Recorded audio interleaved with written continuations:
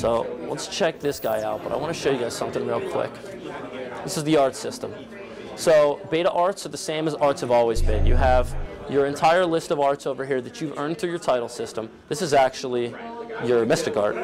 And you can assign these to what you do over here. So you've got using your regular art without doing anything, up or down, left, right. It's going to depend on what technique you end up using.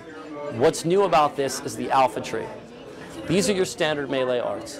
Now, before you always just had regular melee, whereas now you have very similar to the beta arts, but this is your first attack, your second attack, your third attack, and your fourth attack will be completely dependent on what you're holding and which direction you're pointing at.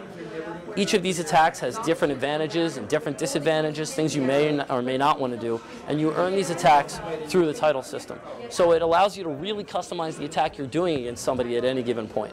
And they take up CC, so if you want to get to the higher levels of attacks, higher levels of chain capacity, which is what CC stands for, by the way, then you want to make sure that you're guarding and that you're getting your CC up. And you can do that through a timed evade. There's you can craft your weapons and your armor. Oh, great, Elf Break.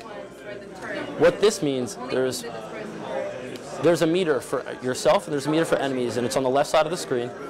And as you land combos and as you and your allies land them, your meter will go up. Enemies' meters will go down. And when either of you hits the edge, it'll go into that mode. It'll go into Elf Break and Elf Burst mode. And that gives you unlimited chain capacity to do moves, as well as you don't receive knockback, and you pretty much can just go ballistic. It's also the only time where you can use your Mystic Arts.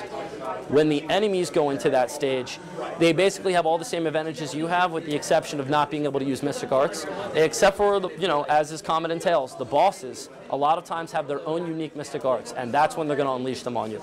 So if an enemy's go into Elf Break, that's kind of when you want to hang back and just wait for it to be over. Really guard and protect yourself. And then you've always got these funny little things that they do, and it is funny. They have a lot of really cool character interactions. So let's jump into one of the other things that everybody expects in Tales and that everybody wants to see, and that's the skits. All the skits are fully voiced, 100%. Every skit is still in the game. And as they go through, these are really where you're going to learn about your characters, where you're going to learn about their motivations and how they feel about what's going on.